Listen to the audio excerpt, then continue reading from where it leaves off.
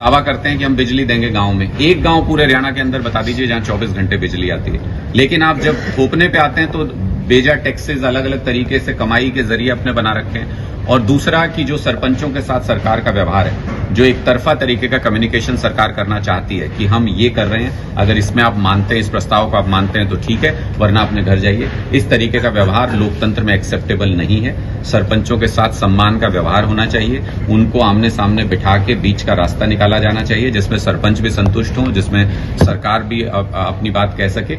और अगर अलोकतांत्रिक तरीके से तानाशाही चलाने की सरकार कोशिश करेगी तो उसका आम आदमी पार्टी पुरजोर विरोध करेगी। और आने वाले दिनों में हम बिजली के इस मुद्दे को एक बड़े आंदोलन का रूप हरियाणा के अंदर देंगे। इसके ऊपर बड़ी चर्चा विमर्श शुरू किया जाएगा, क्योंकि हरियाणा के हर गांव का हर व्यक्ति आज के दिन में बिजली के इन मुद्दों को लेकर परेशान है। मुद्दे पे सरकार लाठी चलाएगी, उनसे सरपंचों से आगे आम आदमी पार्टी के कार्यकर्ता खड़े मिलेंगे। हम ये बर्दाश्त नहीं कर सकते कि लोकतंत्र में चुने हुए प्रतिनिधियों का आप अपमान करें। सामने बिठा के बात कीजिए, एजुकेट कीजिए, कन्विंस कीजिए। सरपंच जिस चीज पे राजी हो जाएंगे आम आदमी पार्टी उसे तेज चलने वाले मीटर को क्या करेगी आम आदमी पार्टी, जो तेज चल रहे हैं मीटर अब देखिए जा रहे हैं जबरदस्त। देखिए, मैं वही कह रहा हूं, हम इसका अभी तो फिलहाल आज के दिन में हम इसका विरोध कर रहे हैं पूरे तरीके से। इस तरीके के अगर कोई भी मीटर होंगे उनकी पुख्ता जांच कराई जानी चाहिए कि क्या ये जो आरोप लग रहे हैं कि ये तेज चलते हैं मीटर, क्या वो सही हैं या गलत हैं। उसकी जांच करा के उसकी रिपोर्ट को पब्लिक किया जाना चाहिए, ताकि लोगों की एजुकेशन बढ़ सके, लोगों की जानकारी बढ़ सके। और लोगों को विश्वास में लेकर ही आप ऐसी कोई भी नियम, कोई भी नीति लागू कर सकते हैं। उनको विश्वास में लिए बिना अगर ऐसा करेंगे तो झीका में जैसे हुआ, झींडा गांव में, वैसे ही घटनाएं होंगी। क्योंकि आप अपने ही लोगों के खिलाफ खड़े हैं। अपनी पुलिस को, उन्हीं गांव से रिक्रूट होते हैं बच्चे, अपनी पुलिस को अपने ही लोगों के खिलाफ खड़ा कर दिया है तो टकराव होगा ही। मीटर बदलने की सरकार ने 2 से 5 लाख रुपए किया है, क्या कुछ कहना चाहिए? देखिए, मैं फिर कहता हूं, सरपंचों ने पूरी तरह से ये सरकार के सारे प्रपोजल्स को रिजेक्ट कर दिया है। और ये सरपंचों के सामने भी रखा गया था। मेरा बार बार ये कहना है, लोकतांत्रिक तरीके से चुने हुए सरपंच हैं। अगर मुख्यमंत्री को कल को कोई ये कहे कि उनकी पावर्स को कर्टेल कर दिया गया है, वो कैबिनेट के डिसीजन को इंप्लीमेंट नहीं कर सकते, वो कोई फैसला नहीं ले सकते, तो उनको कैसा लगेगा। तो ये भी छोटे छोटे गांव के मुख्यमंत्री हैं सारे सरपंच। इनकी पावर्स को कर्टेल करके, और वो भी जो उनको स्वीकार नहीं है, या तो आप उनको एजुकेट करके, कन्विंस करके, उनके सहमति के साथ किसी चीज को लागू कीजिए। आप इनके चुनाव के तुरंत बाद, सरपंचों के जैसे ही चुनाव हुए, सरकार को ऐसे फैसले क्यों लेने पड़े?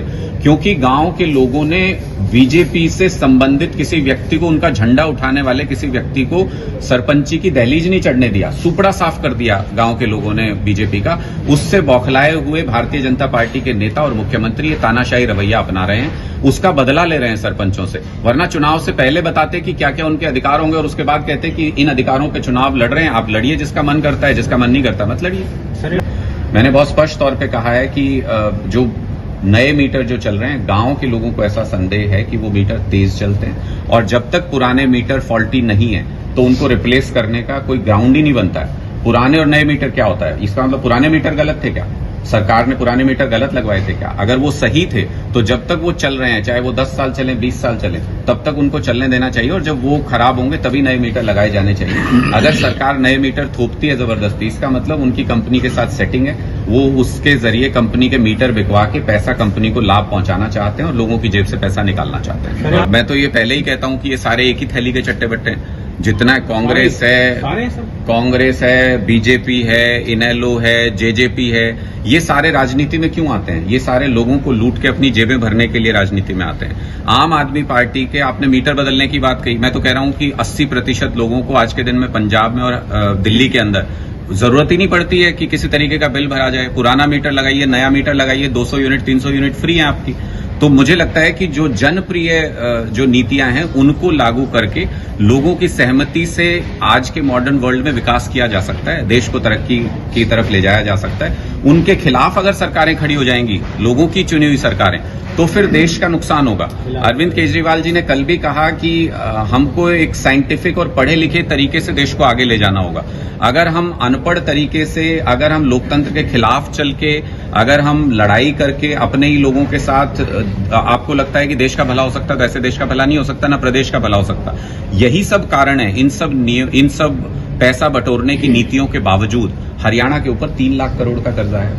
यही सब कारण है। और इसमें कांग्रेस का भी बराबर योगदान है, इसमें भारतीय जनता पार्टी का भी बराबर योगदान है। इनमें से किसी भी सरकार ने पिछले 75 साल में देश के अंदर कभी भी ये नहीं सोचा है कि नए मीटर लगाने की बजाय नई योजना लाई जाए जिसमें कि बिजली मुफ्त दी जा सकती है। ये एक नई सोच आम आदमी पार्टी लेकर के आई है और हम लोगों के हर उस मुद्दे पर जनता पार्टी पूरी तरह से बौखलाई हुई है। हरियाणा के अंदर उनकी एक गांव ऐसा नहीं है जहां पे आज के दिन में बीजेपी के नेता जाके कोई मीटिंग कर सके, कोई सभा कर सके और उनको काले झंडे ना दिखाए जाए, उनका विरोध ना हो। एक गांव ऐसा नहीं है आज के दिन में, ऐसी स्थिति है। तो मुझे लगता है कि संघम शरणम गच्छामि, तो बीजेपी की वही हालत है कि जब उनको लग रहा है कि उनका जहाज डूब रहा है तो उनको लगता है कि संघ की शरण में जाके वो किसी न किसी तरीके से कोई मदद वहां से लेके अपने आप को हरियाणा के अंदर राजनीतिक तौर पे जीवित रख सकते हैं, लेकिन ये उनकी गलतफहमी है। संघ के लोग भी अगर बीजेपी के लिए प्रचार करने जाएंगे, अगर उनके लिए गांव में जाएंगे, उनसे भी वही सवाल पूछा जाएगा कि हमारे पिछले 10 साल के वोट का पहले हिसाब दीजिए,